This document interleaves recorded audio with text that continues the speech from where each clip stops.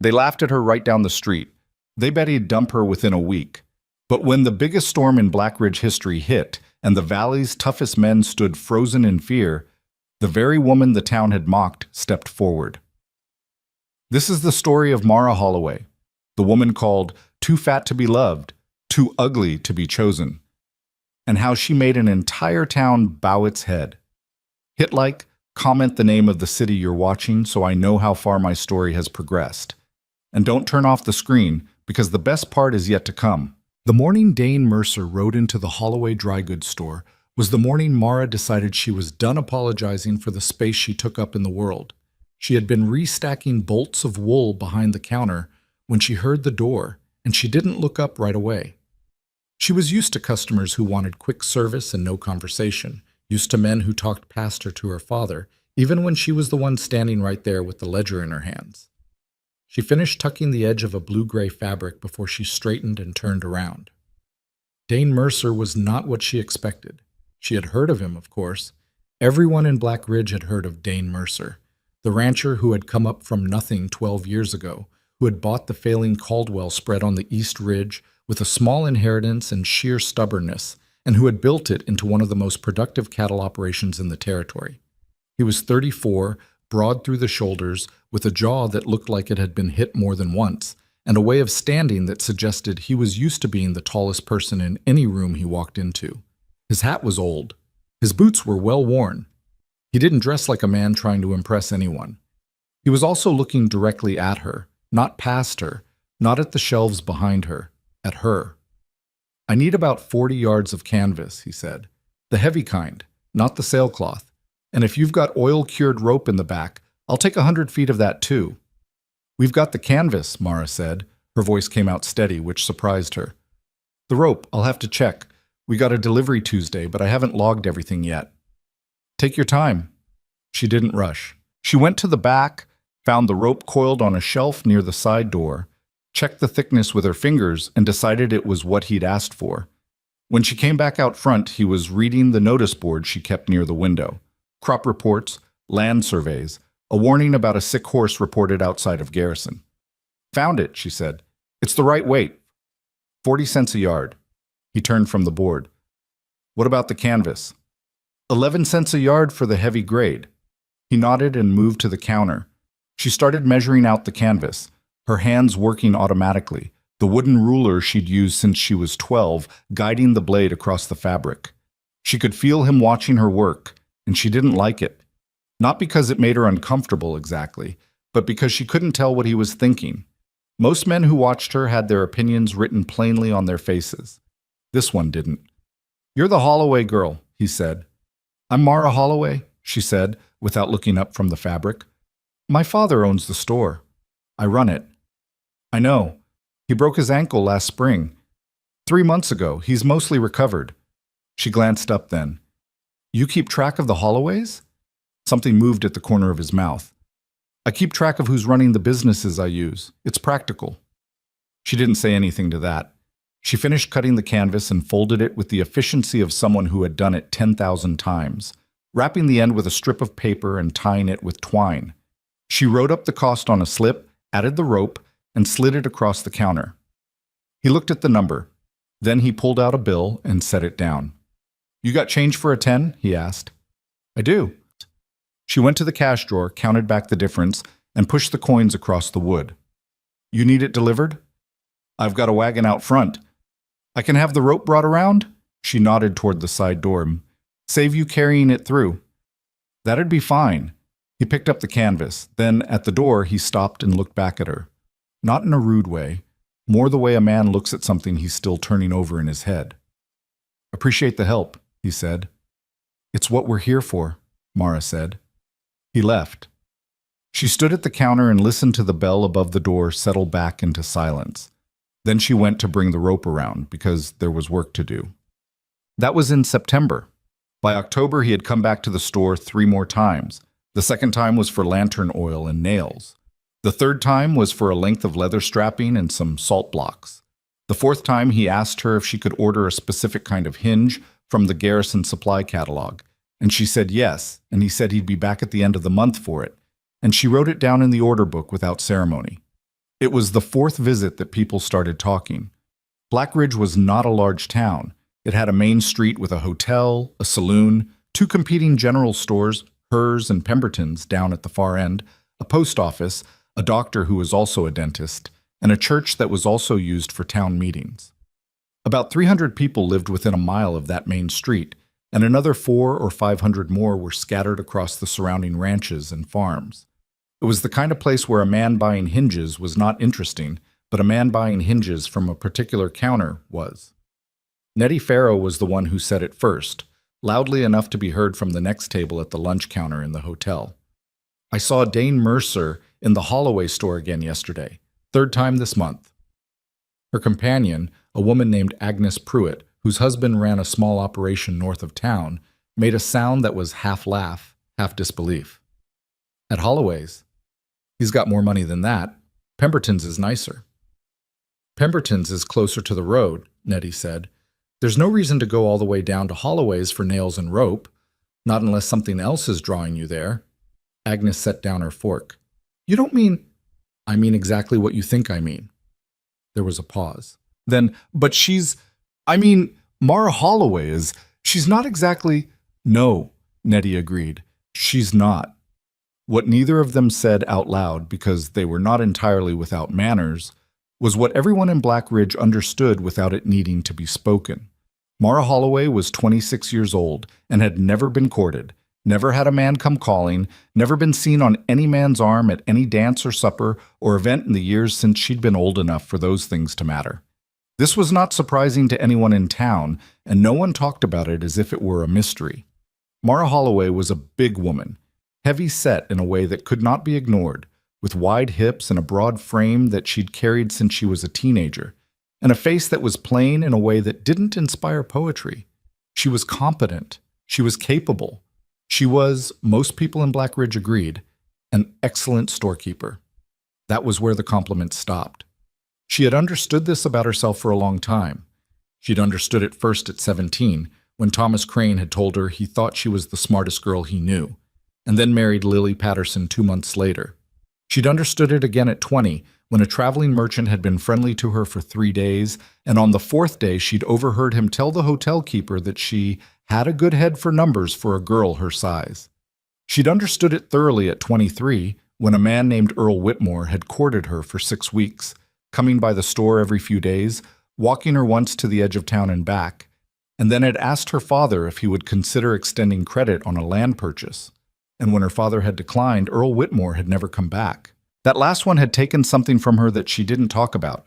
It had taken the thin, cautious thing inside her that had still, despite everything, been hoping. After Earl Whitmore, she had not hoped. She had worked. She had gotten very good at not hoping. So when Dane Mercer started coming to the store, she did not hope. She took his orders and filled them and spoke to him with the same direct practicality she used with every customer. If he stayed longer than most, if their conversations strayed sometimes from orders and invoices to the state of the cattle market or the unusual weather pattern that fall, she filed those conversations in the same mental space as everything else useful, and did not read into them. She heard the gossip, of course. There was no avoiding gossip in Blackridge. She heard it the way she heard most things, without reacting to it, because reacting to it in public had taught her early that any sign of hurt was sport. The first time Dane Mercer asked her to supper, she thought he was making a mistake. It was a Tuesday in early November, and the store was quiet. He had come by to pick up the hinges she'd ordered, and after she'd handed them over and he'd confirmed the size, he'd stood at the counter a moment longer than necessary. She recognized the pause. She had been misreading pauses for years. "I was thinking," he said, "about asking you to supper at the hotel on Friday." Mara looked at him. She was very careful to keep her face from doing anything. "Why?" she said. He seemed to consider the question seriously, which was not what she expected. "Because I'd like to," he said. "Because I think you're the most straightforward person I've talked to in this town in about 3 years, and that's not a small thing." "I'm straightforward with customers," she said. "That's different from being good company at supper." "Maybe," he said, "but I'd like to find out." She looked at him for a long moment. She looked for the joke. She looked for the angle, the credit extension, the favor, The thing he needed from her father or from the store that would explain why a man like Dane Mercer was standing at her counter asking her to supper. She didn't find it. That made her more cautious, not less. "I'll think about it," she said. He nodded, like that was a reasonable answer. "I'll come by Thursday for your answer. If it's no, I won't ask again." He left, and Mara stood at the counter, and this time the silence felt different. She told herself not to be a fool. She told herself the town would talk, was already talking, and that she had built a careful, manageable life on the foundation of not giving people more ammunition than they already had. She told herself she was 26, not 16, and that she knew how this worked. She also told herself quietly, in the back of her mind where she kept the things she didn't say out loud, "He looked at me like he was actually seeing me." On Thursday, she told him yes. But the hotel dining room on Friday night was not crowded, but it was not empty. That was the problem, and Mara knew it before she walked through the door.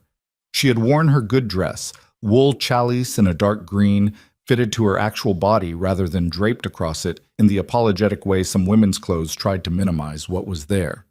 She had done her hair up. She did not own anything frivolous enough to be called jewelry, but she had a narrow ribbon she used sometimes, and she wore it. She was not trying to be someone she wasn't. She was trying to be herself on her best day, which she felt was a reasonable goal. Dane was already there when she arrived. He stood up when she came in, which she hadn't expected, and pulled out the chair across from him.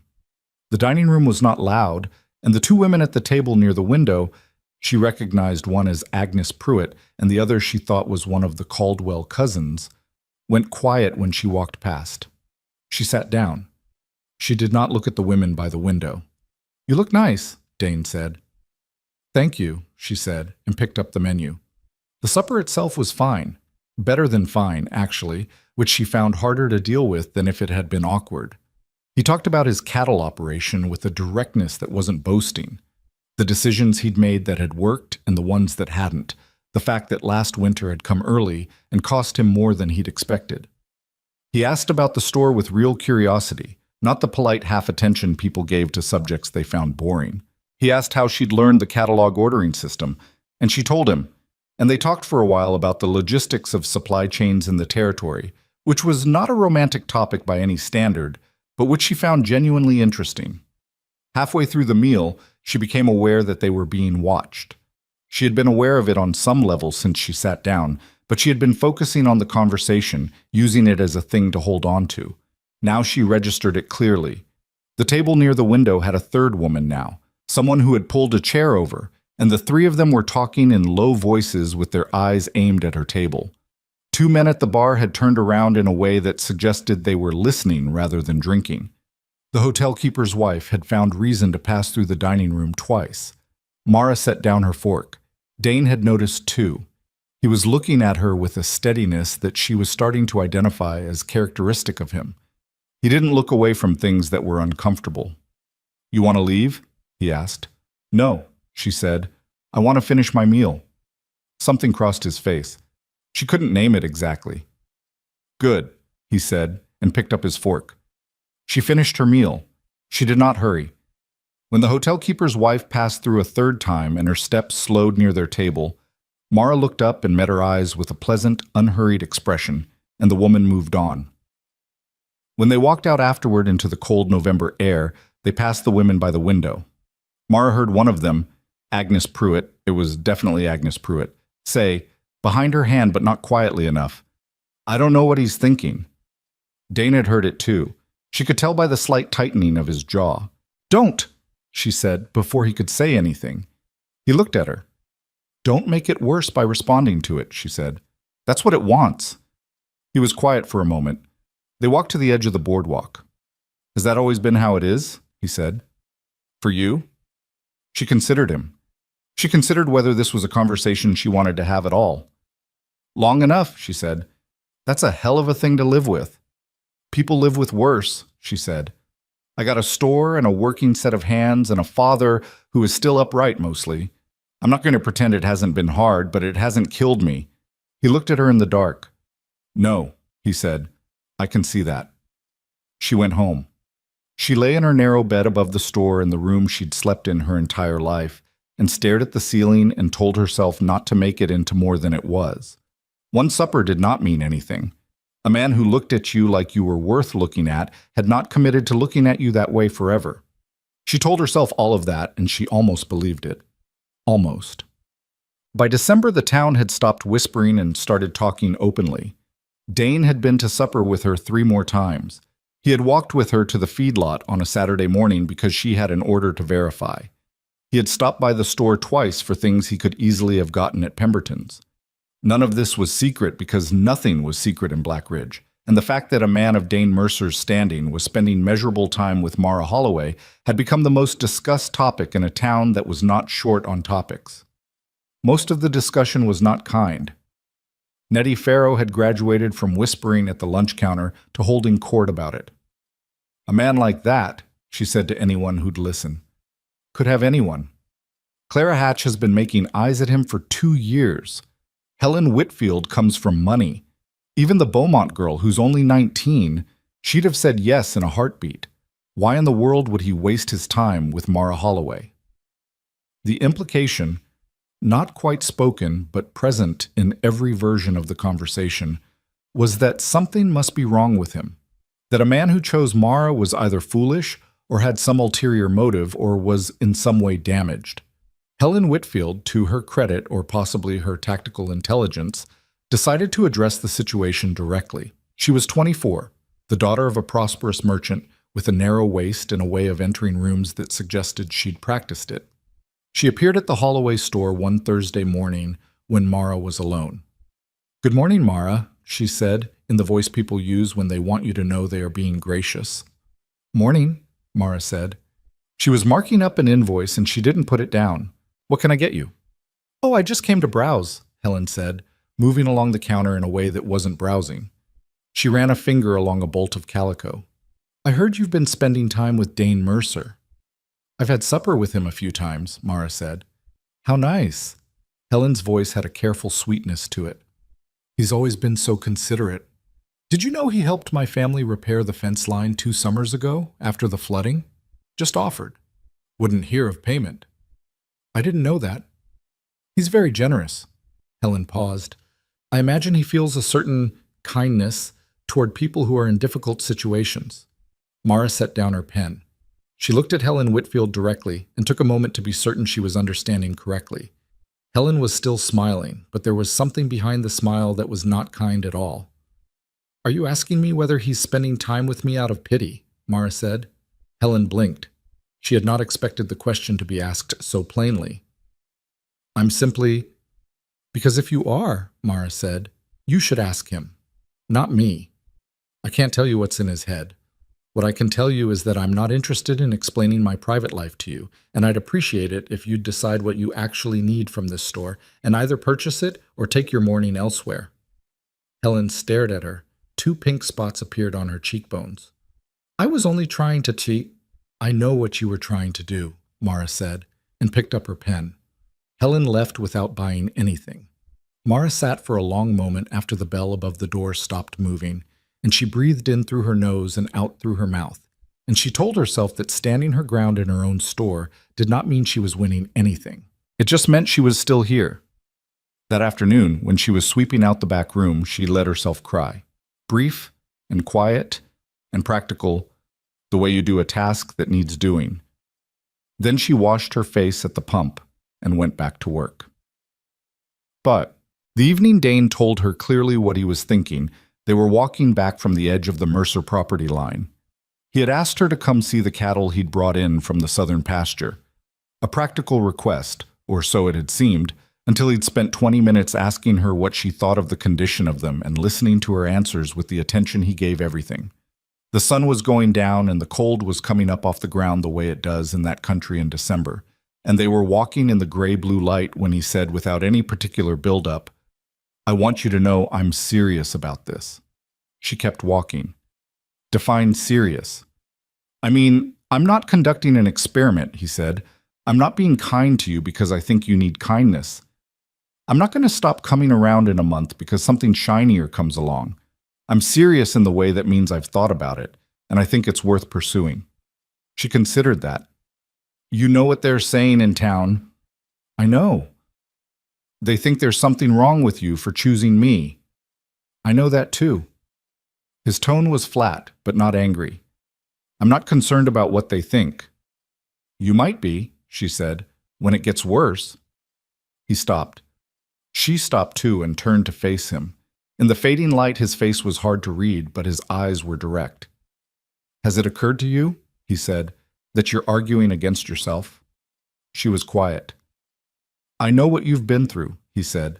Not the specifics, but I can see the outline of it. Man like Earl Whitmore doesn't leave without leaving a mark. I'm not asking you to pretend none of that happened. I'm asking you to let me show you something different. She stood in the cold air and felt the wind come across the ridge, and looked at this man who was so far outside anything she'd let herself believe was possible that she didn't entirely know what to do with him. I'm scared, she said. It came out before she decided to say it. She wasn't sure she'd said it to anyone in years. So am I, he said. I'm bad at this. I haven't done it right before. I'm asking you to give me the chance to do it better. She looked at the ground. Then she looked at him. Don't make promises you can't keep, she said. That's all I ask. Don't tell me things you don't mean. If this stops working, tell me directly and I'll handle it. But don't... Her voice caught, just barely. She steadied it. Don't let me believe something that isn't true. I won't, he said. The wind came again across the ridge. Somewhere in the distance, cattle moved. All right, she said. They walked back in the gathering dark, not touching, but close enough that their footsteps sounded in the same rhythm. It was the first week of December when the first real trouble started. It didn't come from the gossips, though they continued. It came from Carter Whitfield, Helen's father, and from the Beaumont family, who had a ranch north of Mercer's property, and from a third party Mara didn't fully understand yet, a man named Slocum, who had appeared in town in November and was staying at the hotel, and who seemed to have money and an interest in the land situation in the valley. She learned about it the way she learned most things, through the store. People talked in the store the way they talked in the barbershop, with less attention to who was listening. A ranch hand from the Beaumont operation came in for rope and mentioned casually that old Beaumont was fit to be tied about Mercer sniffing around in directions he's got no business sniffing. A woman who worked for the Whitfields came in for flour and said without meaning to that Mr. Whitfield had said some strong things about the Holloway girl putting on airs. A man from the hotel mentioned that Slocum had been asking around about the eastern water rights and seemed very interested in the parcels adjacent to the Mercer spread. Mara wrote all of it in her mental ledger and said nothing. But she also, for the first time since September, started paying attention to things she'd let herself stop noticing. She started reading the land survey notices in the courthouse bulletin when she passed. She started noting which men talked to Slocum at the hotel and how long those conversations lasted. She started quietly and without saying why, learning more about the eastern water situation than she'd ever needed to know as a storekeeper. She had a feeling, the kind that starts in the chest before it makes it to your head, that the trouble coming was bigger than gossip, bigger than Helen Whitfield's embarrassment and Nettie Farrow's loud opinions. She didn't say this to Dane, not yet. She didn't have enough, just fragments and instincts and the particular knowledge of a woman who had been underestimated so long she'd gotten very good at hearing what was said in rooms where people forgot she was listening. But she watched. She took in everything, the way she always had. She filed it all away. That was December. The blizzard would come in February. And by then, Mara Holloway would know more about what was coming. All of it, the storm and the plot and the cost of things, than anyone in Black Ridge suspected a woman like her could possibly know. The last day of December, she sat in the back room of the store after closing, the lamp burning low, going over the year's accounts with the same steady precision she brought to everything. Outside, the wind was testing the roof boards. Inside, it was quiet. She wrote the numbers in columns, corrected 2 arithmetic errors, and closed the ledger. She thought about Dane. She thought about Earl Whitmore, because you don't stop thinking about the things that broke you just because something good has happened. You think about them alongside the good thing, measuring it, checking for the same old weaknesses in yourself. She thought about what he'd said on the ridge. Let me show you something different. She wasn't soft enough to take that on faith. She was too practical, too worn by too many years of knowing exactly what she was and what she wasn't in this town's estimation, to simply believe in something because she wanted it to be true. But she was also 30 feet from a man who had walked into her store and looked at her. Actually looked at her. And the thing inside her that she'd thought she'd closed off 3 years ago had opened again, grudgingly and without her permission. She blew out the lamp. She went upstairs to bed. In Black Ridge, the new year came in cold and dark, and nobody knew yet what it was bringing with it. January came in mean, not the dramatic killing cold that people in Black Ridge talked about for years afterward. That was still coming.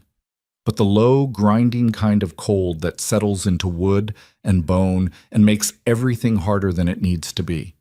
The kind that turns mud to iron overnight and cracks the water troughs before dawn and sends the ranch hands inside earlier than the work allows.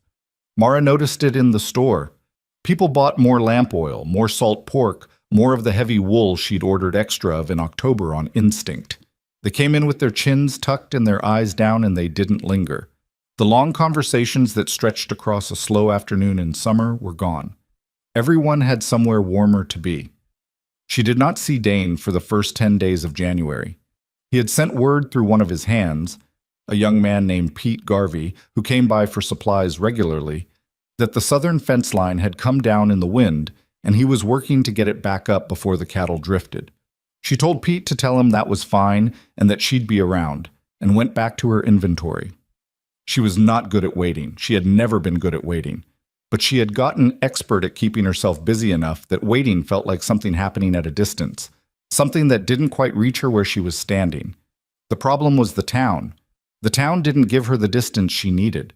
It started in a low-key way in the first week of January. Looks held a beat too long, conversations that stopped when she walked past, the particular quality of silence that isn't neutral. She had lived in Black Ridge her whole life, and she knew its silences the way you know the different sounds a house makes. This one was the silence of people who had decided something and were waiting to see what would happen next. The Whitfield situation was part of it. Word had gotten around, the way it always does, that Mara had sent Helen out of the store without the gentle handling people expected. There were two ways to read that story. Either Helen Whitfield had been rude and deserved to be answered plainly, or Mara Holloway had gotten above herself and was treating a respectable young woman badly because of a man who would drop her in a month anyway. Black Ridge, predictably, had landed heavily on the second interpretation. A woman like Mara was supposed to be grateful for attention, not defensive of her own dignity. That wasn't how it was supposed to go. She heard the revised version of the story from her supplier, a good-natured man named Harold Briggs, who came through with the monthly delivery and who had a gift for passing along news without meaning to. According to what Harold had heard at the hotel, Mara Holloway had been rude to Helen Whitfield for no reason, had told her she wasn't welcome in the store, and had made a scene in front of customers. There had been no customers. The store had been empty, but the story had detail and specificity that made it feel true to anyone who hadn't been there, and in a town where perception was everything, that was enough. Mara listened to Harold tell it without changing her expression, thanked him for the delivery, and signed the invoice. She was used to this. The mechanics of being disliked were not new to her. What was new was the edge on it, the specific quality that came from her being connected, now to a man people felt they had more claim to than she did. The mockery before had been the casual, thoughtless kind, the kind that comes from habit. This was purposeful. This was a message. You don't belong here, not in this story, not beside him. She kept the store open. She kept her hours. She kept her accounts clean and her shelves stocked and her manner toward customers even, which was harder some days than others. On the 11th day, Dane came back. He came in the afternoon when the light was already thinning toward the short winter dark. He looked tired, the specific exhaustion of outdoor work in cold weather, which settles differently from other tiredness, gets into the muscles and stays there. He had mud on his boots and a cut on the back of his right hand that he'd wrapped in cloth and hadn't bothered to unwrap. "How's the fence?" she asked. "Back up," he said. "Lost 2 head before we got it closed. One just wandered, the other we found at the bottom of the eastern creek bed." A pause. The creek was frozen solid. She'd gone through the ice. "I'm sorry," Mara said. She meant it. A rancher's relationship with his animals was not sentimental. but it wasn't cold either. A lost animal was real money and real effort, and sometimes a small grief. "It happens," he said, but his face said it still bothered him. "How was the store?" She told him about the inventory she'd completed, the order she'd put into Garrison, a minor dispute with a customer over the price of brass fittings that she'd resolved. She did not tell him about the Helen Whitfield story making the rounds, because she decided that was hers to handle, not his. He stayed for nearly an hour. They sat in the back room with coffee she'd made on the small iron stove, and they talked. Not about anything significant, just the day-to-day accumulation of two people's lives, the kind of conversation Mara had not had with anyone in longer than she wanted to think about. When he left, he stopped at the door and looked at her the way he'd looked at her on the ridge. "I miss talking to you," he said. Just that. She held on to that sentence for 3 days, which was about as sentimental as she allowed herself to get. Tip. The trouble with Slocum crystallized in the third week of January, when Mara finally understood what she was looking at. She had been piecing it together since December. The fragments from customers, the water rights questions, the way Slocum seemed to appear wherever local landowners gathered. What she hadn't understood was the mechanism. Why were the Whitfields and the Beaumonts and Slocum all pulling in the same direction? The answer came through her account books, in the least dramatic possible way. A farmer named Jem Alcott came in to settle his December tab and ended up talking, the way people do when they've been carrying something, and the right combination of exhaustion and privacy makes it come out. He'd been served papers by a company called Territorial Water Resource Associates, which was claiming a right of first use on the creek that ran through the east quarter of his property. The language of the papers was dense and technical, and Jem had not understood most of it, but the core of it was clear enough. They were claiming his water. "Who's behind it?" Mara asked. Jem shook his head. "Got a lawyer name on the papers from over in Garrison, but my neighbor, the Holtz boy, he looked into it. Company's registered through a territorial land office with 3 names on it. 2 of them I don't know. The third one's Whitfield." Mara kept her face still. "Carter Whitfield?" "His initials and his street address," the Holtz boy said. After Jem left, Mara sat down at the small desk she used for accounts and thought about it carefully. Whitfield had money and influence, but not the specific kind of legal cleverness that Slocum seemed to represent. Slocum had the legal cleverness, but apparently needed local backing to make a land play work. And the Eastern Creek, she was fairly sure, ran adjacent to, or possibly through, the Mercer property's lower pasture. If you controlled the water in a cattle operation, you controlled the operation. It was that simple and that brutal.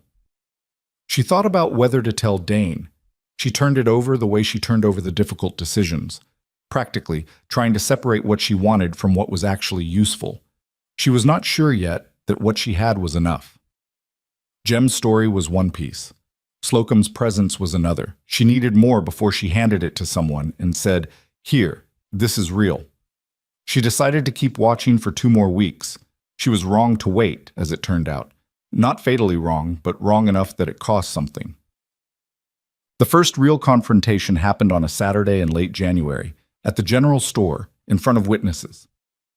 Mara had been at the counter helping a woman with a fabric order when 3 men came in together.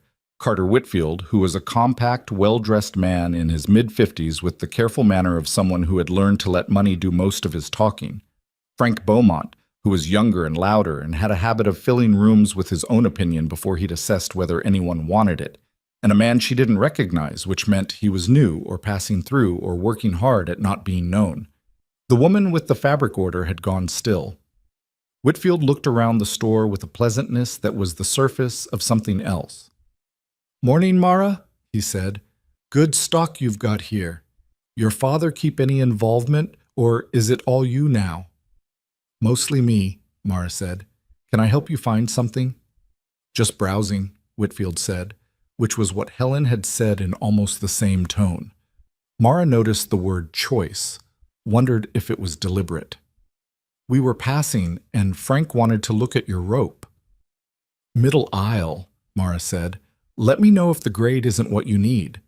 Beaumont moved toward the rope. The third man, the unfamiliar one, stayed near the door, looking at nothing in particular. Whitfield remained at the counter. I heard you've been spending time up at the Mercer place, Whitfield said, still pleasant. I've visited a couple times, Mara said. That's nice. A pause. Dane's a hard-working man, good operator, built that place from a lot of nothing. He picked up a small hand tool from the display near the counter, a draw knife, and turned it over. He could do a lot of things with that operation. Expand south, get into the water-driven equipment, maybe move into a partnership arrangement with some of the larger operations in the valley. He set the tool down. A lot of that depends on stability, of course. The right circumstances. Mara looked at him.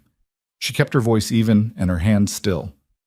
What kind of circumstances are you describing, Mr. Whitfield? He smiled. It was a practiced smile, nothing behind it. Just talking about the valley generally. Partnerships take the right fit. Dane's always been a bit of a lone hand, but a man settles down. The right circumstances, the right influences around him. He tilted his head. Well, things can open up, or close down. The woman at the counter had quietly gathered her fabric and was pretending to examine it. Beaumont was at the rope aisle and could hear everything. Mara took a breath. She understood exactly what was happening. This was a warning delivered in the language of suggestion, the kind that lets the speaker deny he said anything at all if he's called on it later. He was telling her that her presence in Dane's life was a liability, that the right people in the valley were paying attention and had opinions, that if she cared about Dane's prospects, she'd factor herself out. It was, she thought with a cold clarity, extremely well done. No insults, no direct threat, just the implication, hanging in the warm store air. She thought about Earl Whitmore. She thought about all the years of making herself small. I appreciate you stopping by, she said. You let me know about that rope. Whitfield looked at her for a moment. Something shifted in his expression. Not quite surprise, more like a reevaluation. Of course, he said. They left. The woman at the counter exhaled. You all right? The woman said quietly. Fine, Mara said. What were we saying about the blue broadcloth? She told Dane that evening. He had come by to ask her to ride out with him Sunday to see a section of the property he'd been thinking about fencing differently, and she'd said yes, and then, standing in the dim store in the last of the daylight, told him about the visit. All of it. The water rights papers that Jem Alcott had described, the Whitfield connection, Slocum's presence, and the conversation at the counter that afternoon. She told it plainly, without editorializing, laying the facts out in order the way she'd lay out columns in an account book. She watched his face while she talked. His jaw tightened when she got to the Whitfield conversation. Not an explosion. Dane was not an explosive man, she'd come to understand, but a controlled, specific anger that showed itself in stillness rather than noise. He came into your store, Dane said. Yes. And said that to you, that way. He was careful about how he said it. I know how he says things. Dane was quiet for a moment. The creek thereafter, the East Branch. It runs through the lower pasture. If they establish prior right on that water, I can't run cattle in the South 40 without hauling water by hand, it's not viable. I know, Mara said. That's why I'm telling you. You've been watching this since December. Since I had something solid to tell you.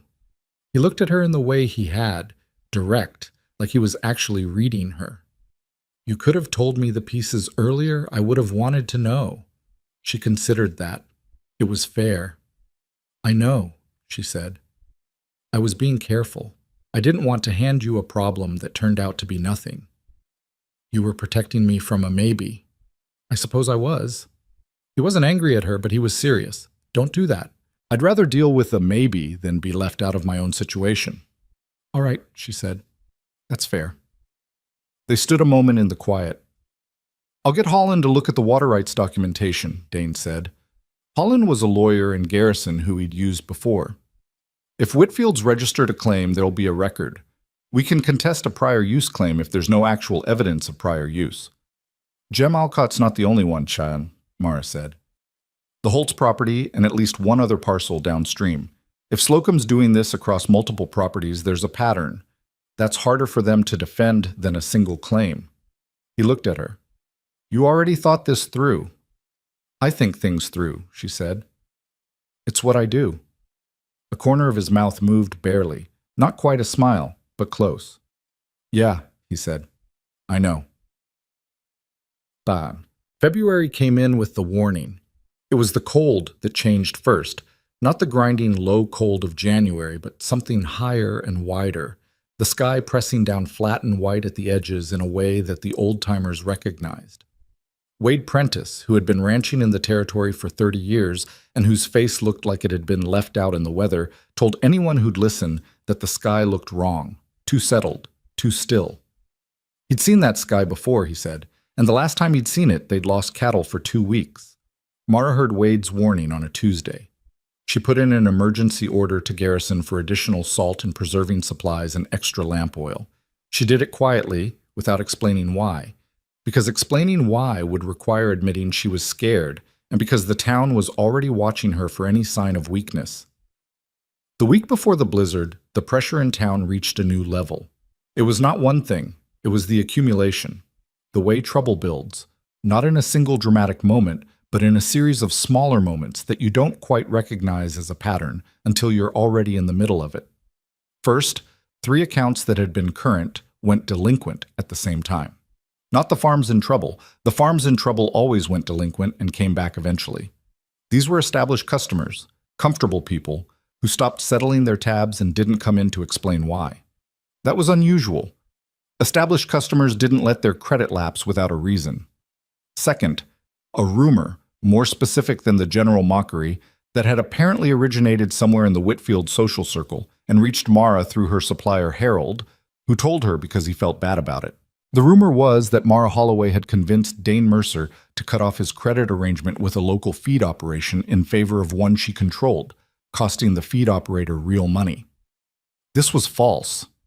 Mara had no such arrangement and had never suggested anything of the kind to Dane. But it was the type of story that was hard to deny without spreading it further, and the type that made people reconsider whether they wanted to do business with her. Third, and hardest, a conversation she overheard at the post office between 2 women she didn't know well, who were talking without noticing she was behind the sorting shelf. One was saying that it was a shame, really, about Dane Mercer, that he'd been a reasonable man before that Holloway woman got her hooks in him, and that you had to wonder what she was getting out of it, whether she'd convinced him to put her name on any property, whether her father had made some arrangement. That one landed differently than the others. Not because it was worse, it wasn't, necessarily, but because she heard in it the specific shape of what people were capable of building out of nothing when they had enough motivation. They had taken the fact of her existence alongside a successful man and constructed from it an entire architecture of manipulation and calculation, as if the only possible explanation for why Dane Mercer would choose her was that she had engineered it somehow. She stood behind the sorting shelf until the 2 women left, and she held very still inside herself, the way she had learned to hold still when something hurt enough to be dangerous. Then she took her mail and walked back to the store. The Sunday ride out to the Mercer property was the only part of that week that felt clean. The land was bare and iron-hard under the horses, the sky low and gray, and they rode along the fence line of the south pasture while Dane talked through his thinking about the eastern section. Mara listened and asked questions. Practical questions about drainage and soil and the way cattle moved in cold weather, and he answered them with the same directness she'd come to rely on. At the boundary of the lower pasture, she saw the creek he'd been talking about. It was frozen over now, a narrow gray ribbon in the landscape, but she could see the line of it running south and east. "That's the East Branch," she said. "That's it." Dane stopped his horse. They looked at it together.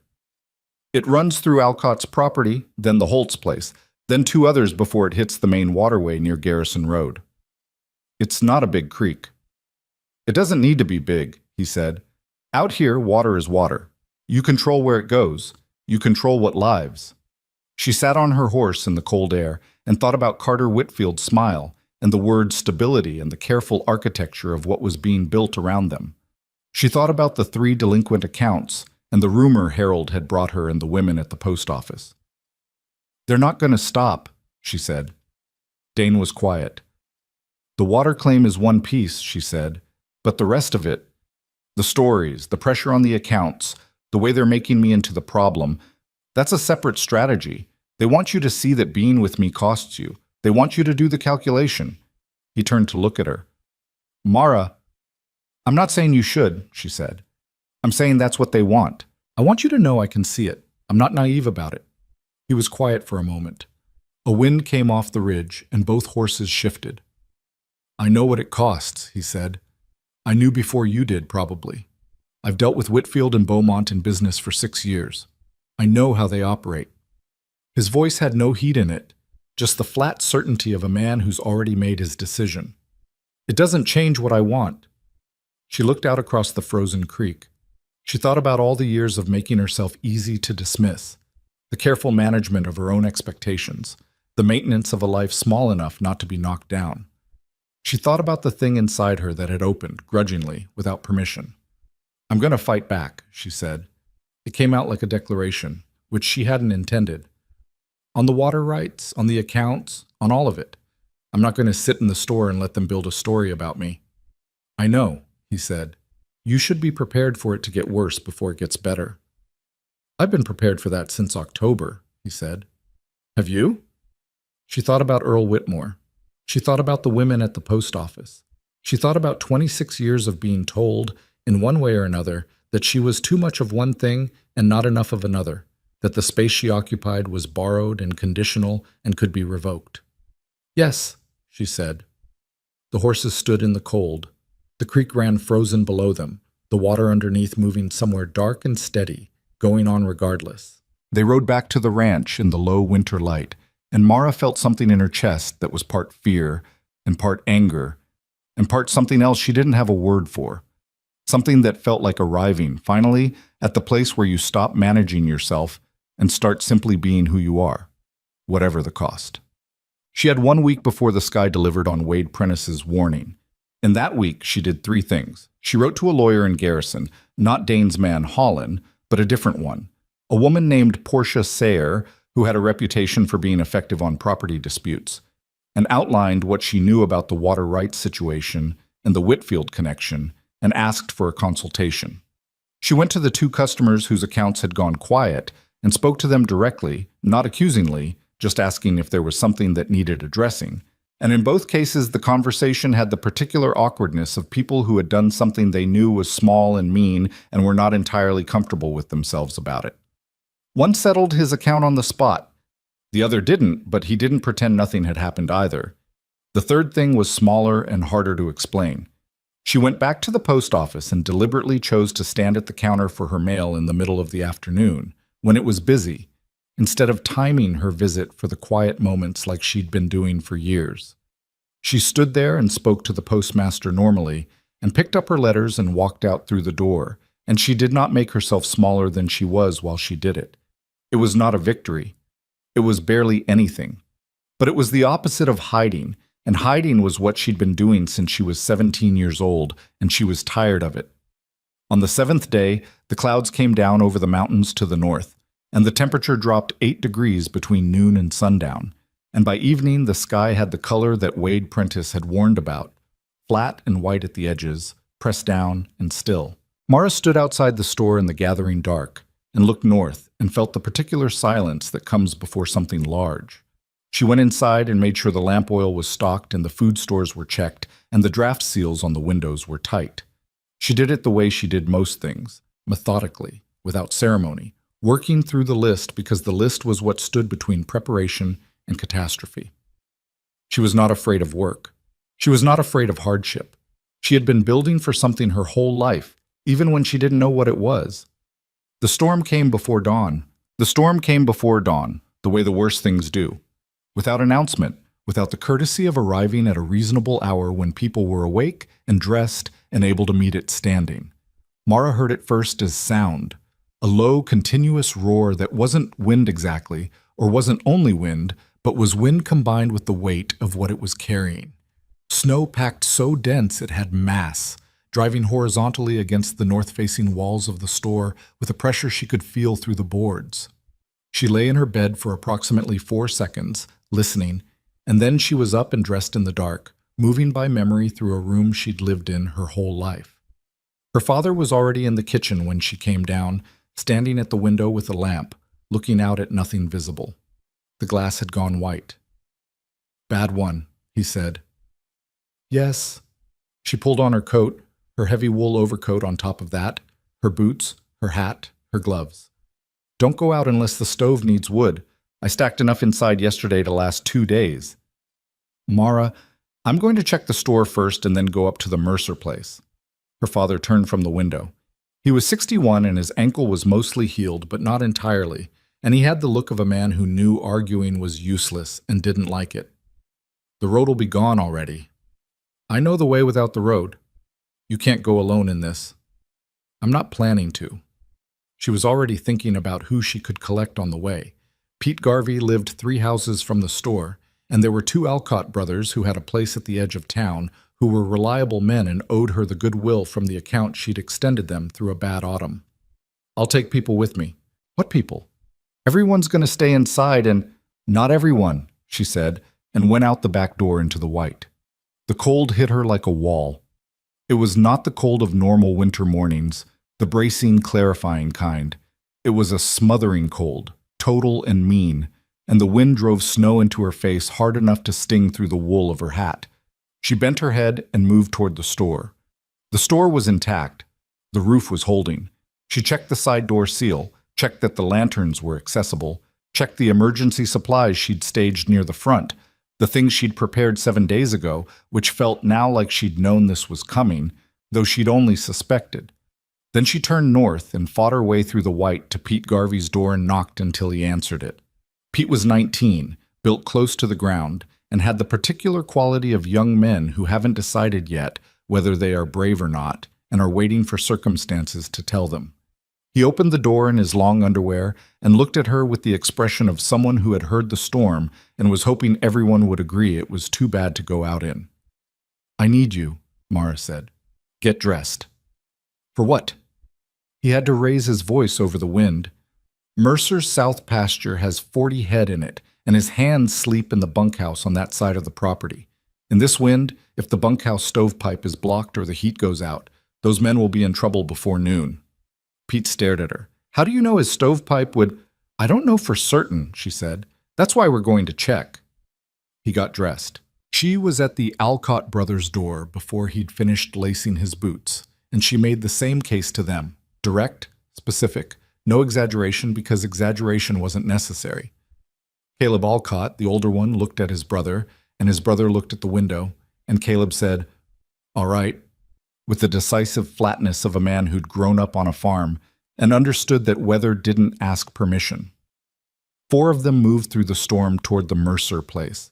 Mara in front because she'd ridden that way dozens of times now, and had the geography in her body, Pete slightly behind her, and to the left, the Alcott brothers behind them. The wind was from the northwest, which meant it was mostly at their backs going to the ranch, and Mara registered that fact and filed it away. Coming back would be worse. They nearly missed the turn to the property. The fence post she used as a landmark was buried to the crossbar. She found it by feel, by the way the ground slightly changed grade just before the gate. A thing she hadn't consciously memorized but apparently had, and she turned them down the long drive toward the main house. Dane was already outside. She saw him through the white as a dark shape moving near the barn, and when she came close enough for him to see her, his expression went through something she didn't have time to examine. "Mara, what the—" "Is your bunkhouse stovepipe clear?" she said. He blinked. "The south one," I said. "I haven't checked it. I was just going to—" "How many men in there?" 7, 8. Harley Briggs came in yesterday from his place because he thought, "Let's go." He went with them without another word. That was one of the things about him, she'd learned, that she trusted absolutely. He did not waste time on his own surprise. The bunkhouse was 60 yards from the main barn, and 60 yards in that wind was not a short distance. They went in a line, one hand on the rope Dane had strung between the buildings. He'd done that already this morning, before she'd arrived, she noticed, which meant he'd been up and working in this since before first light. The rope was stiff with ice. The south stovepipe was blocked. She knew it before they got inside, so there was no smoke coming from it, And when Dane shoved the door open, the air inside was already markedly colder than it should have been, the stove dead, the 8 men inside in various stages of being awake and confused and realizing they were in trouble. "Everyone up," Dane said, loud enough to be heard. "We're moving to the main house."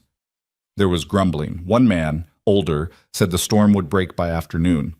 Mara looked at the man and said, "It won't. We've been in it for 2 hours and it's getting worse, not better. Get your boots on." The older man looked at her, the look that said, "Who are you to tell me?" And Mara looked back at him with the absolute stillness of someone who has stopped caring what people think of her in situations where there is actual work to do. And the man got his boots on. They got everyone into the main house. That was the first thing. The second thing was the cattle. The south pasture was where the trouble was, exactly as Mara had predicted, though she took no satisfaction in being right about it. 43 head were in that pasture, and the wind had driven the snow into the low section near the creek into drifts that were already shoulder high on a standing man, and 3 animals had gotten into that section and were down. Dane looked at the situation from the fence, and his face did the thing it did, tightened down, very still, working through it. "We can't get them out in this," he said. "We can get 2 of them out," Mara said.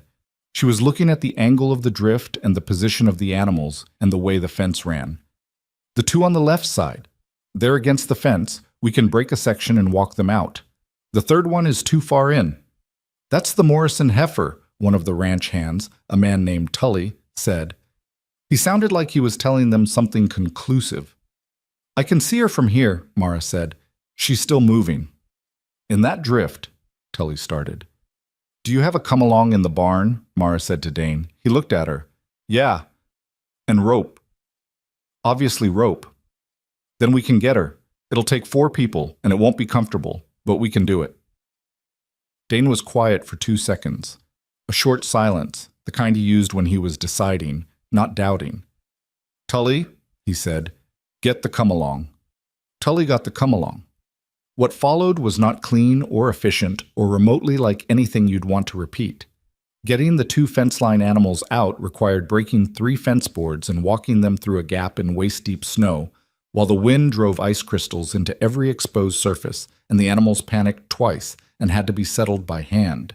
Caleb Alcott got knocked down by the second animal and came up swearing and bleeding from a split lip, and nobody had time to check whether he was all right until they had both animals through and moving toward the barn. He was all right. His lip was not. The Morrison heifer was harder. She was in 4 feet of snow in the crook of the drift, on her side still alive but not moving much, and getting the rope around her and the come-along anchored to the fence post and applying enough tension to drag 600 pounds of frightened cattle through packed snow without injuring her required more coordination than any of them had in ideal conditions, let alone in a full blizzard. Mara was on the rope with Pete and Tully. Dane was at the heifer, working to keep her head clear and position her so the drag wouldn't break anything. His hands were bare. He'd taken his gloves off to feel what he was doing, and Mara could see from where she stood that his fingers were going white at the tips. "Dane?" she called. "I'm fine," he said without looking up. "Your hands—" "When we've got her, pull on 3. They pulled on 3. The come-along ratcheted and the rope went rigid, and in the drift the heifer moved. Not much, 6 inches, 8 inches. And then her back legs found something to push against, and she lurched forward on her own, and they pulled again, and suddenly she was moving in earnest, scrambling and frightened and very much alive. And Tully let out a sound that was half laugh and half something that men don't usually let out when they're being observed. They got her into the barn. She stood in the straw trembling, her sides heaving, her eyes wide, alive. Dane looked at his hands. The fingertips were white, and he flexed them carefully, checking. Mara took both his hands in hers without asking and pressed them between her palms, working the circulation back, and he let her do it, standing in the barn with the storm screaming at the walls outside. "Frostbite?" she asked. "Not quite." He flexed again. Color was coming back. "Close. Put your gloves on." "I know." He looked at her. Snow was melting in his hair, and there was a red abrasion along his jaw from where the wind-driven ice had hit him, and he looked exhausted and cold and more grateful than she'd ever seen him. "You came out here in this," he said. First thing this morning, you needed help. A lot of people would have stayed home in this. I'm not a lot of people, she said. His hands were warming now. He didn't take them back from hers for another moment. See, the storm lasted 2 days and a night. By the end of the first day, the Mercer main house held 14 people. The 8 bunkhouse men, the Alcott brothers, Pete Garvey, Mara, Dane, and a woman named Rose who worked in the kitchen and who turned out to be exceptionally good at making large quantities of food from limited supplies without complaint. They slept in shifts, ate in the kitchen where it was warmest, and took turns going out to check the barn animals in pairs, because going out alone was something nobody did. Mara had been in tight quarters with people before, but not like this. Not thrown together by emergency, not in a situation where everyone's ordinary social classifications fell away because there was simply too much work to maintain them.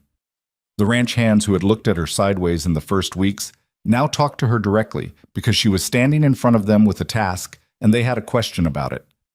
Pete Garvey, who had been a little deferential to her before, lost the deference entirely and replaced it with something more useful, working beside her as an equal. The Alcott brothers, one of them with a bandaged lip now, were simply present in the efficient way of men who had grown up knowing how to work in bad conditions.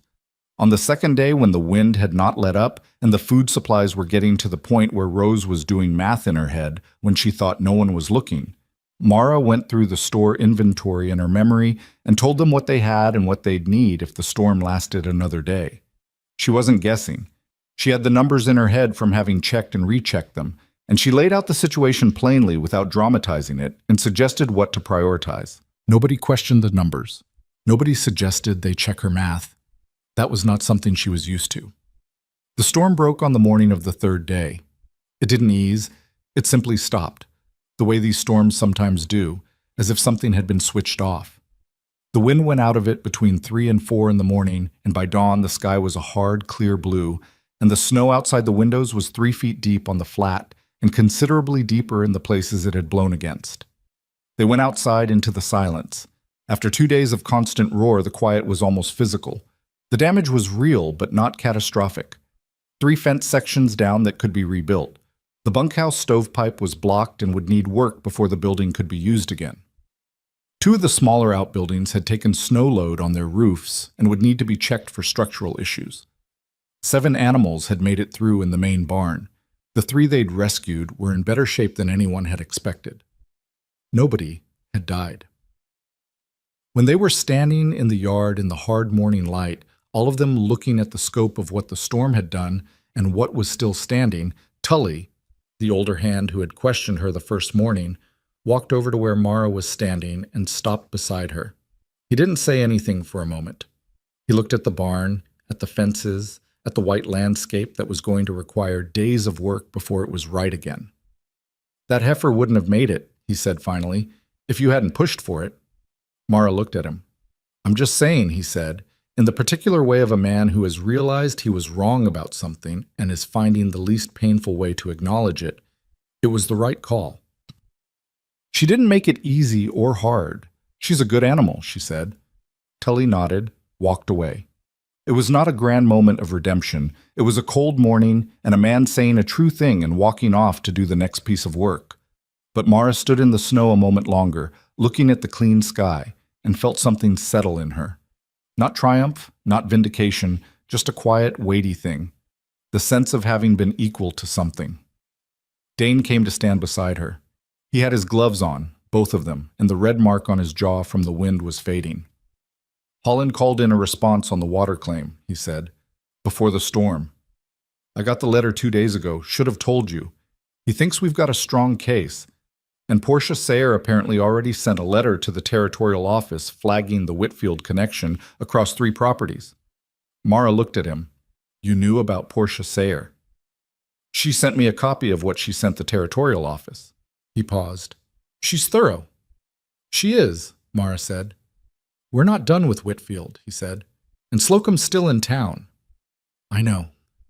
She looked at the white fields, the miles of fence and pasture, and the frozen creek somewhere beneath the snow. But we're still here. He looked at her the way he had on the ridge in December, and on the first evening in the store, and every time in between, like she was worth the looking. Yeah, he said, we are. The week after the storm, Black Ridge dug itself out. It was slow, physical work, the kind that doesn't allow for much thinking because your body is fully occupied and your mind follows. Men and women moved through the town with shovels and pickaxes, clearing the main street first, then the side roads, then the paths to the outlying properties. People helped their neighbors without being asked, because that was what you did after a storm like this. And for a few days, the ordinary social arrangements of the town, who was above whom, who owed whom what, were suspended in favor of the more basic arrangement of shared survival. Mara worked. She shoveled the walk in front of the store and the alley beside it. She helped Jem Alcott's wife clear the path to their woodpile when she saw the woman struggling alone. She opened the store 2 days after the storm ended, before most of the other businesses on the street had cleared their entrances, because people needed supplies, and she had them, and that was what the store was for. Pete Garvey came by on the second day to help her move the heavier stock she'd pulled forward before the storm. He worked without needing direction, which she appreciated. When they were done and she'd made coffee on the back stove, they sat for a few minutes and he told her, with the slightly sideways manner of someone not entirely sure how to say a thing, that the men from the Mercer bunkhouse had been talking. Talking how? She said. About what you did? He said. Coming out in the storm? The heifer. All of it. He looked at his coffee. Tully's been telling people. You know how Tully is, but he doesn't say much, so when he says something, people listen. Mara thought about Tully standing in the snow saying it was the right call. What's he saying? That you knew what to do when nobody else did. Pete paused. And that if you hadn't come out first thing, the men in the bunkhouse might have been in real trouble by afternoon. The stove was completely dead. Caleb checked the temperature in there later. It had dropped 17 degrees since midnight. Mara was quiet. People in town are hearing it, Pete said. Not everyone, but some. She drank her coffee. She didn't say what she was thinking, which was that it was both more and less than she wanted.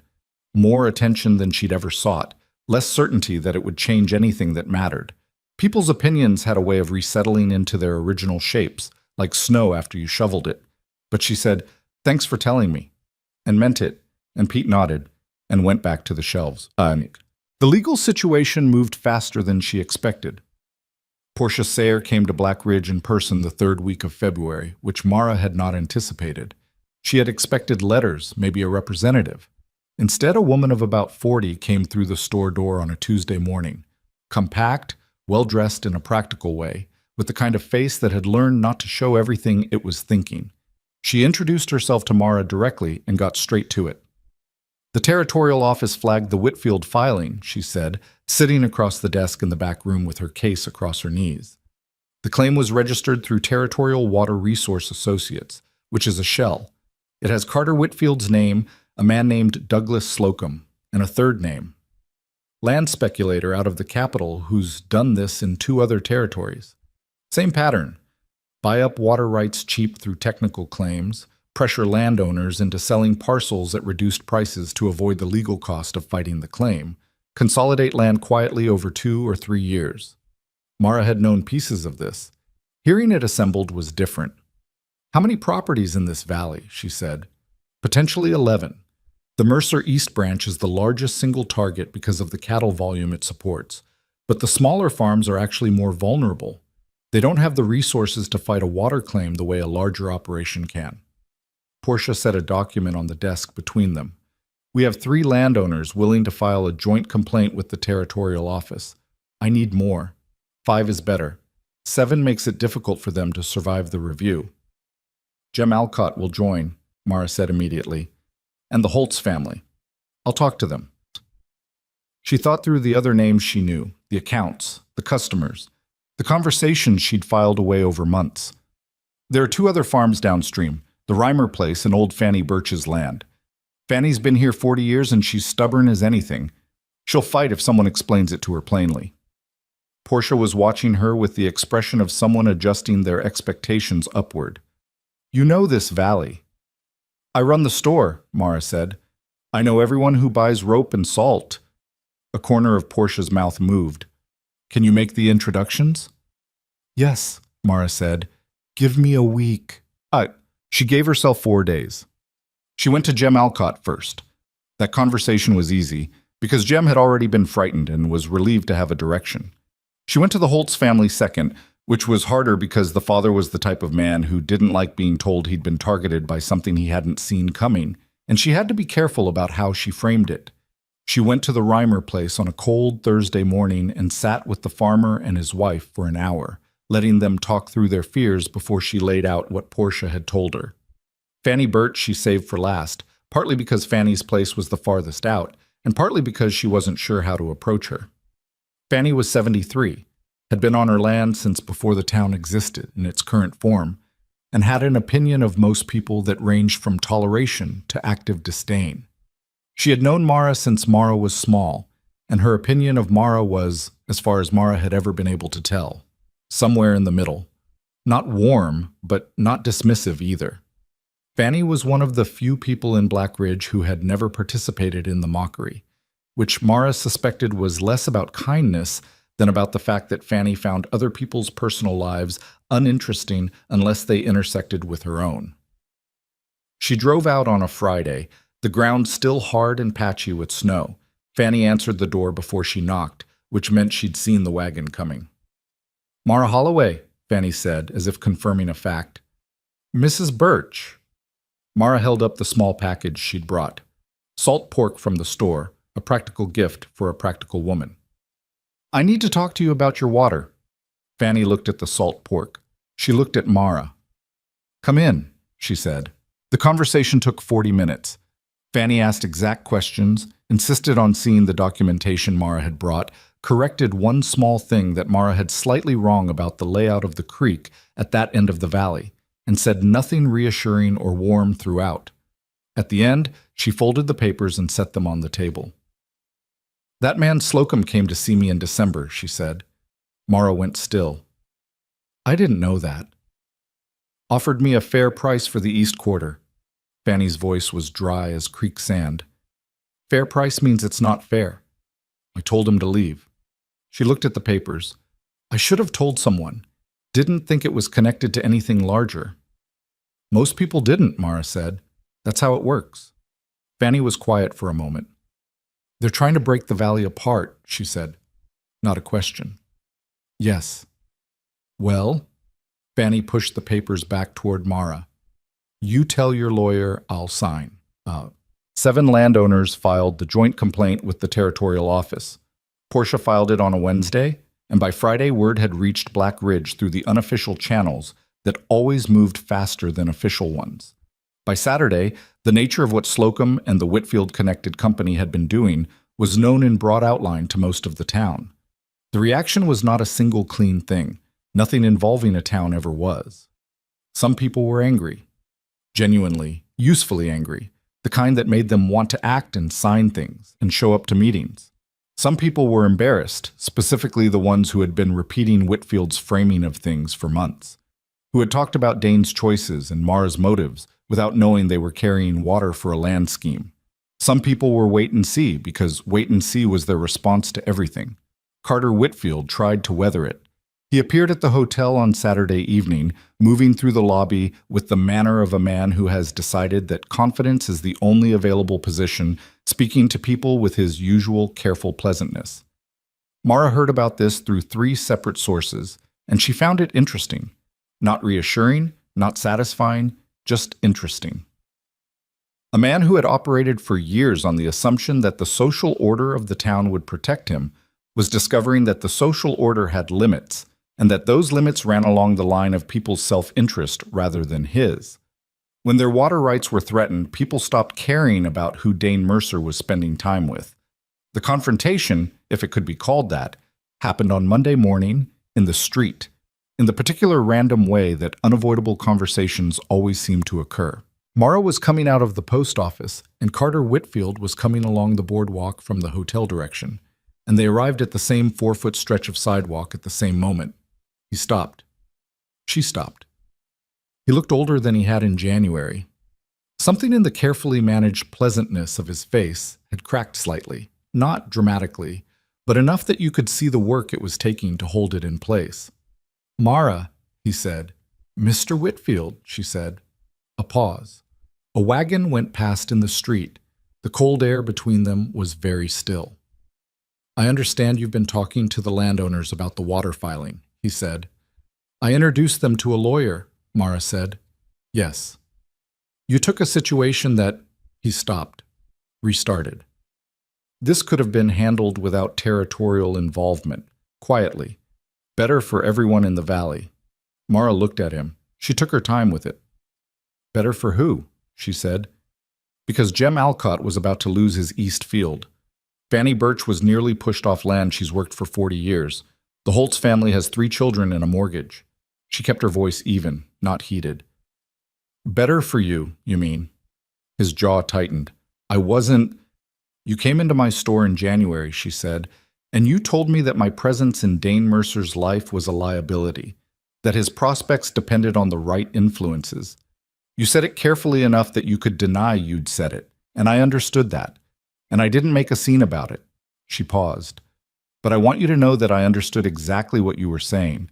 And I want you to know that none of what happened with the water rights complaint was about you and me. It was about 11 families in this valley who were being stolen from." Whitfield looked at her. The pleasantness was fully gone now, and underneath it was something she hadn't seen before. Not rage, not exactly, but the flat, cold expression of a man who has realized he miscalculated and is not accustomed to the feeling. "You're a storekeeper's daughter," he said, quietly, like it was supposed to mean something. "Yes," Mara said. "I am. I know everyone in this valley who buys rope and salt. I know their accounts and their land boundaries and their water sources and their legal exposure." She held his gaze. "I'd think harder before writing off a storekeeper's daughter if I were in your position." She walked past him. Her heart was going faster than she wanted it to, but her hands were steady and her steps were even, and she did not look back. The news about Slocum came on a Wednesday through Portia Sayre, relayed to Mara at the store. Slocum had left Black Ridge, quietly, overnight, settling his hotel bill in cash and departing before the town was awake. The third name on the Territorial Water Resource Associates filing, the land speculator from the capital, had apparently withdrawn from the enterprise within 48 hours of the joint complaint being filed, citing a scheduling conflict, which was the kind of language that meant he'd done the calculation on the legal risk and decided it wasn't worth it. Without Slocum and without the capital backing, the water claims had no mechanism to enforce them. The territorial office review would take months, but Portia was confident in the outcome. The claims would fail. Mara read Portia's letter twice and then set it on the desk in the back room and sat quietly for a moment. It wasn't over. The review would take time, and in the meantime, the claims were still technically filed, and Whitfield was still in town, still operating, still the kind of man who held grudges carefully. The delinquent accounts had not fully resolved.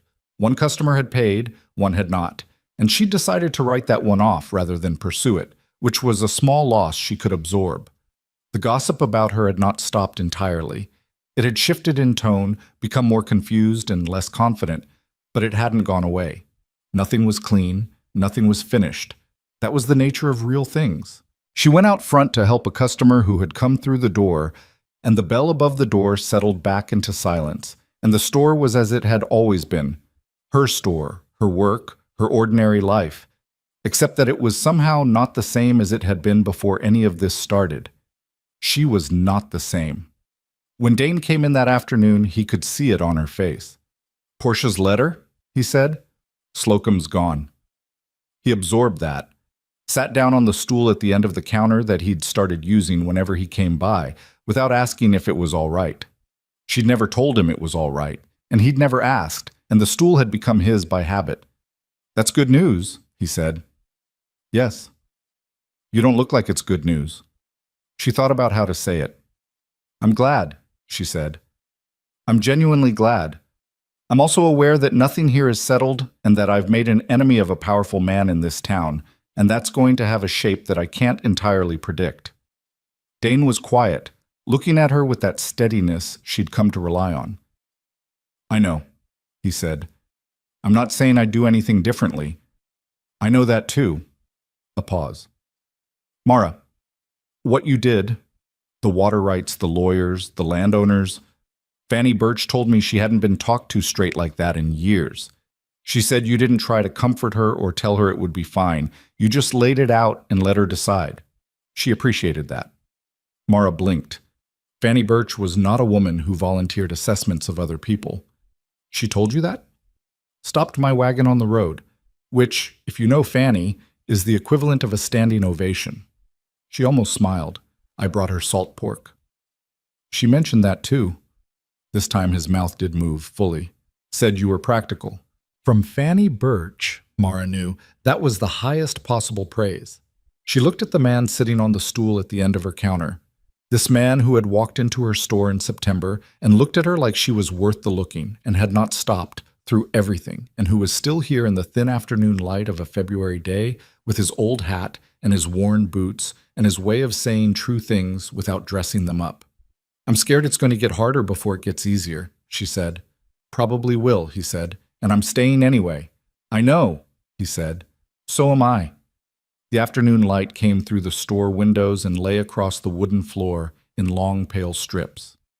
Outside, Blackridge went about its business. The post office, the hotel, the other general store at the far end, the people who had mocked her and the people who hadn't, and the people who were somewhere in between, all of it continuing as it always had. Mara went back to work. That was what she did. That was what she had always done. But the room felt different now, larger somehow, in a way that had nothing to do with its physical dimensions, like something that had been pressing on the walls from outside had shifted, just enough to let a different kind of air in. She didn't name it, she just breathed it, and kept working, and let it be what it was. Spring came to Black Ridge the way it always did in that country. Not gently, not all at once, but in fits and reversals. A warm week followed by a cold snap, followed by 3 days of mud so deep it swallowed boot heels. The snow melted off the ridges in stages, and the creek that Slocum had tried to steal ran full and fast through the lower pastures, carrying the winter away. Mara noticed the spring the way she noticed most things, practically in terms of what it meant for the store. Different supplies, different needs. The farmers coming in for seed and the ranchers coming in for fence materials, and everyone moving with the particular energy of people released from 4 months of confinement. She restocked accordingly, placed her garrison orders 2 weeks earlier than usual, and opened the side door of the store to let the air through for the first time since October. The Territorial Office issued its ruling on the water rights complaint in the second week of March. All 11 claims filed by Territorial Water Resource Associates were invalidated. The ruling cited insufficient evidence of prior use, procedural irregularities in the original filing, and a pattern of filings across the territory that the office described, in the careful language of official documents, as inconsistent with legitimate water resource management. Carter Whitfield's name appeared in the ruling twice, not charged with anything, because the structure of the shell company had been carefully designed to make direct liability difficult, but present, on record, in a document that would sit in the territorial archive for as long as the territory existed. Portia Sayer sent Mara a copy with a short note that said only, "Well done. P.S." Mara put the note in the back of the account book where she kept things she wanted to keep. The conversation with Carter Whitfield that she had been half expecting happened on the Friday after the ruling, and it was nothing like either of the conversations she'd imagined.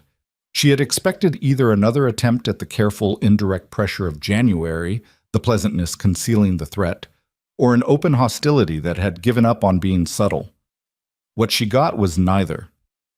He came into the store alone in the morning when it was quiet. He stood at the counter, and he looked like a man who had spent a month eating something he couldn't digest and had finally decided to stop eating it. "I'd like to settle my account," he said. He had an account. He'd had it since before Mara ran the store, a standing credit arrangement that her father had extended years ago. It had never been large, and he'd always paid it, and she'd never had reason to think about it one way or another. She got the ledger and found the page. A small balance from January. 2 items, nothing significant.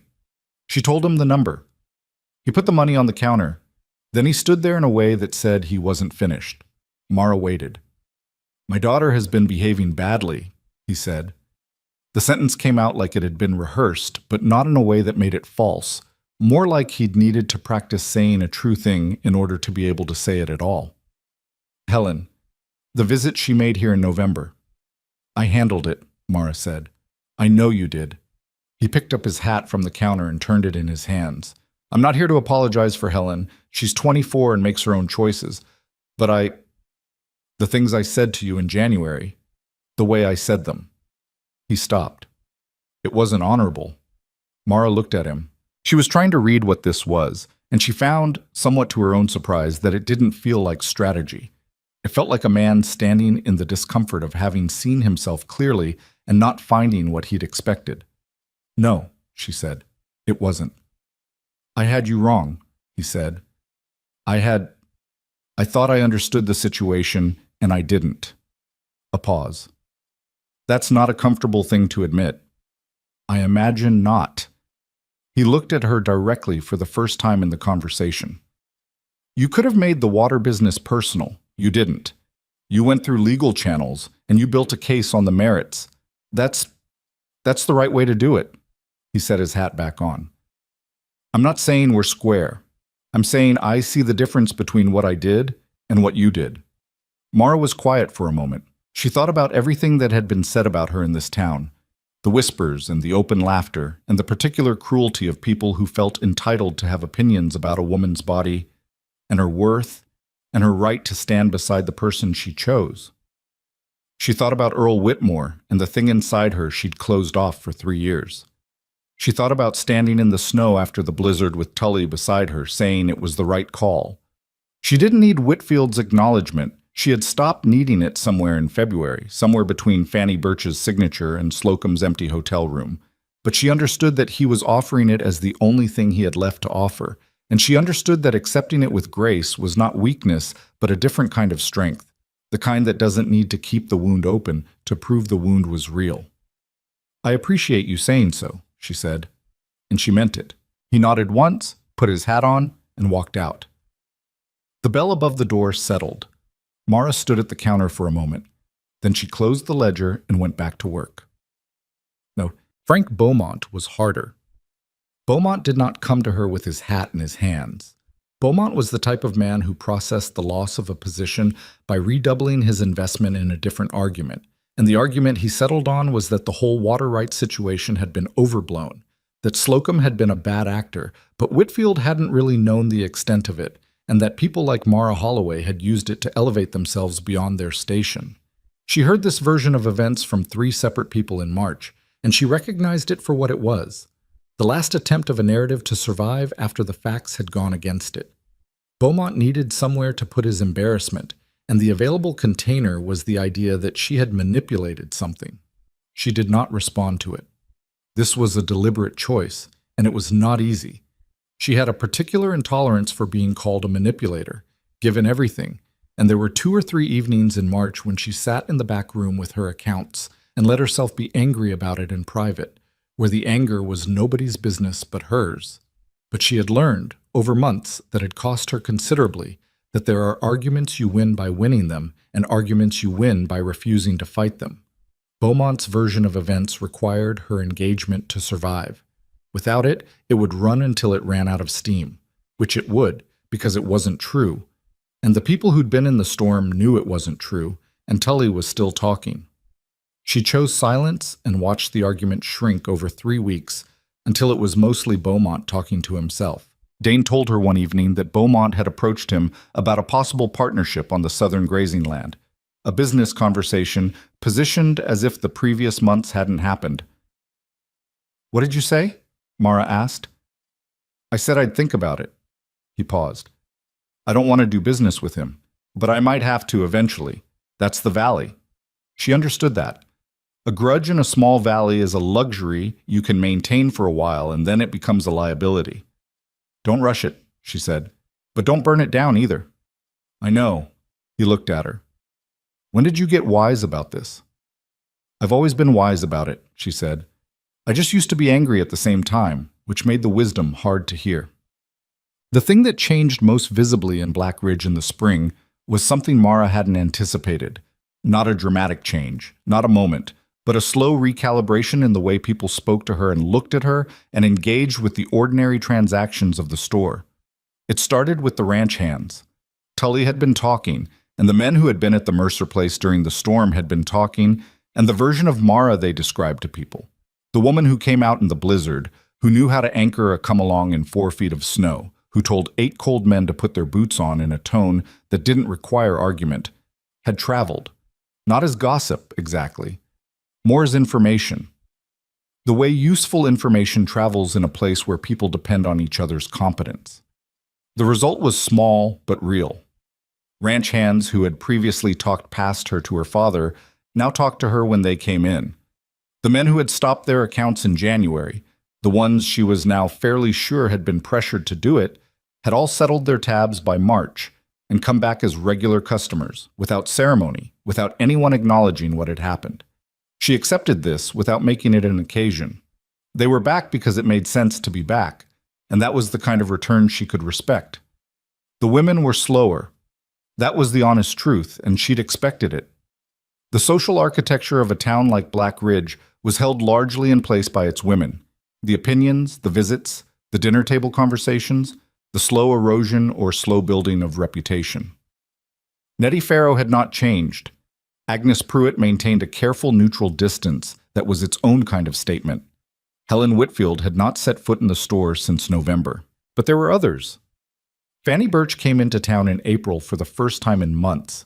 She rarely came in, and when she did, it was for specific errands, and stopped at the Holloway store and purchased a small amount of provisions, and on her way out, paused at the door and said, without turning around, "You did right by this valley." Then she left, and Mara stood at the counter and felt something she couldn't entirely name move through her. Rose, the woman from the Mercer kitchen who had fed 14 people through 2 days of blizzard, started coming to the Holloway store for her household supplies rather than Pemberton's. She said it was the prices, and the prices were good, but Mara knew it was also something else, and she was grateful for it. The world was not remade. The world is never remade. Nettie Farrow would still talk about her at the lunch counter, and there would always be people in Black Ridge who had decided who Mara Holloway was before they knew her and would not be dislodged from that position by facts or storms or territorial rulings. That was the nature of people, and she had made peace with it. Not a warm peace, not a comfortable one, but the durable kind that comes from accepting a true thing. What had changed was the weight of it, the constant low pressure of the town's disapproval, which she had carried so long she'd stopped noticing it the way you stop noticing a sound that never goes away. That had lifted, not entirely, but enough. Enough that she could stand in the store on an April morning with the side door open and the spring air coming through, and feel that the room she occupied in the world was hers. Not borrowed, not provisional. Hers, but. On a Saturday in late April, Dane asked her to marry him. He did it without theater, which was entirely consistent with who he was. They were at the eastern fence line. He'd been out to check the postwork done after the storm damage, and she'd ridden out with him because she'd wanted the air and because she liked the eastern property in the late afternoon. They had been quiet for a while, the kind of quiet that doesn't need filling, looking at the creek running full and clear below them. "I want to marry you," he said. Not will you yet. Just the statement of what he wanted, offered plainly, the way he offered everything. Mara looked at the creek. She thought about September, about a man buying canvas and rope, and looking at her like she was worth the looking. She thought about all the ways she had tried not to hope, and the way hope had come back anyway, stubborn and unglamorous and persistent. She thought about the scared thing she'd said on the ridge in December. "I'm scared," and how he'd said "so am I," and how that had been somehow more reassuring than any promise of certainty. She thought about what it meant to be chosen. Not rescued, chosen. By someone who had seen the full weight of what it would cost and had stayed anyway. And she thought about what it meant that she had chosen him back, this imperfect, stubborn, capable man who took his gloves off in a blizzard to feel what he was doing and wouldn't let her protect him from a maybe. That was its own thing, separate from his choice, her own choosing, her own life, moving toward something she wanted rather than managing a careful distance from everything she feared. "Yes," she said. He looked at her. "Just yes? Was there something else you wanted?" "No," he said. "Yes is what I wanted." They stood at the fence in the late afternoon light, the creek running below them, and it was not a perfect moment, Her boots were muddy and his hat was too old, and she was thinking about 3 things she needed to order before Tuesday. But it was real, and real was what she'd always wanted more than perfect. The wedding was in June at the Valley Meeting Hall because neither of them wanted anything elaborate, and the meeting hall was practical and large enough for the people they wanted there. It was not a big affair, but it was not small either. The Alcott brothers came, Caleb with a barely visible scar on his lip. Pete Garvey came and was awkward and genuine in equal measure, which was characteristic of him. Jem Alcott and his wife. The Holtz family with their 3 children. Fanny Birch appeared at the back of the hall and left directly after without speaking to anyone, which was, Mara understood, the equivalent of a standing ovation. Rose cried. She was not apologetic about it. Tully came in his good hat and shook Dane's hand and then looked at Mara and said, "Congratulations," in the same tone he'd used at the fence line in the snow. Simple and specific and meaning more than it contained. Nettie Farrow was not there. Helen Whitfield was not there. That was fine. Not everyone grows. Mara's father sat in the front, his ankle fully healed now, and watched his daughter with an expression that she caught once and then had to look away from because it was the kind of thing that, if you looked at it directly, undid your composure entirely. She wore green again. Not the same dress. A new one. Better fitted. The color of the valley in summer. She had not worn anything white, and she had not pretended to be something she wasn't. And she stood beside Dane Mercer in the hall where Black Ridge held its town meetings, and she was exactly herself, wide and plain and capable and scarred, and 26 years old and the most certain she had ever felt about any single thing in her life. So, in the months that followed, something happened in the valley that no one had quite planned for. The joint legal action on the water rights had required the 11 landowners to communicate with each other through Portia Sayers' office, and in that communication they had discovered something that had always been there but unacknowledged. Their situations were connected. The creek that ran through all their properties was not 11 separate private resources. It was one system, and its health or failure affected everyone along its length. It was Mara who said it out loud first, at a meeting in July that Portia had convened to close out the final details of the territorial ruling. She said it practically, not as a vision, but as an observation. They had fought the Slocum scheme as 11 separate parties who had been smart enough to cooperate once. If they cooperated structurally, sharing information about water levels, coordinating on seasonal usage, collectively maintaining the sections of the creek that ran through multiple properties, they would be stronger and more resilient than any of them were alone. The meeting had gone quiet, in the way meetings go quiet when something obvious has been said that no one had said before. Jem Alcott said, "That makes sense." Fanny Birch, who had come to the meeting in a wagon she'd driven herself, said, "I've been saying the creek needs cooperative management for 20 years. Nobody listened." "I'm listening," Mara said. What came out of it was not a formal organization, not at first. It was something more informal and therefore more durable. A set of agreements among 11 landowners about how to use and maintain the East Branch water system, with a simple record-keeping process that Mara offered to host at the store because she had the ledgers and the habit of writing things down. In a territory where water was power and power was land, this was not a small thing. It was the kind of structure that, built quietly and practically over years, changes what a place can survive. By the end of summer, 2 more properties had asked to be included. There is something that Mara understood by the end of that year that she hadn't understood at the beginning of it, and it is this. Being underestimated is a tax that some people pay their entire lives and others never pay at all. And the people who never pay it almost never know that the tax exists.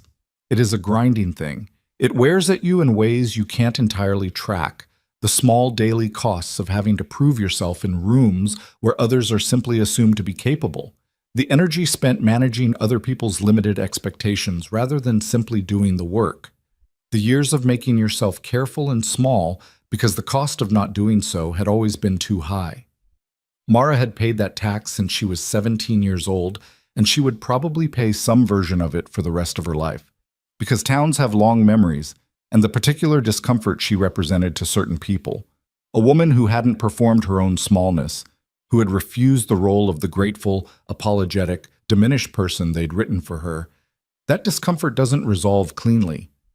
But she had also learned that year that the tax is not the whole story, that you can pay it and still have something left over, that the thing they try to take from you, the knowledge of your own worth, the ability to trust your own judgment, the willingness to hope, that thing is yours in a way that their opinions never are, and it survives things that their opinions don't. She had come through a winter that broke other people's plans, and she was still standing. She had looked at a man who looked back at her honestly, and she had chosen him and been chosen in return. She had helped save a valley's water from people who thought the small and the overlooked would be too tired or too frightened to fight. She had done all of that without becoming someone else, without trimming herself to a more acceptable shape, without performing a gratitude she didn't feel, without pretending the years of it hadn't cost her anything. That was not a clean or triumphant thing. It was just true. And true, she had decided, was enough. On a September evening, 1 year, almost exactly, from the morning Dane Mercer had walked into her store, Mara closed the ledger and blew out the lamp and went upstairs to the room she'd lived in her whole life, except that it wasn't her room alone anymore. She stood at the window for a moment, looking out at the main street of Black Ridge, the lights in the hotel and the post office and the houses along the road, the ordinary life of a town continuing in the dark. She was not its queen. She had never wanted to be. She was a storekeeper's daughter who ran the store, who knew everyone who bought rope and salt, who had paid a long tax on existing in the wrong body in the wrong way, in a place that had decided who she was before it knew her. She was wide and plain and capable and loved, genuinely loved, in the difficult daily way that real love works, without the convenient omissions of a story told too smoothly. She was also, she realized, standing at a window in a room in a life that was hers, built from years of work and one terrible winter and the small daily choice to refuse to disappear. Dane was downstairs. She could hear him moving around in the way she'd come to know, the particular sound of him, the weight of him in the building. She would go down in a moment, but first she stood at the window a little longer, and she let Blackridge be what it was, imperfect and unchanged and still in some ways unkind, and she let herself be what she was in it, real, present, unborrowed. The lights of the town burned in the dark. The creek ran somewhere beyond the edge of it, east and steady, belonging to all of them. She turned from the window and went downstairs.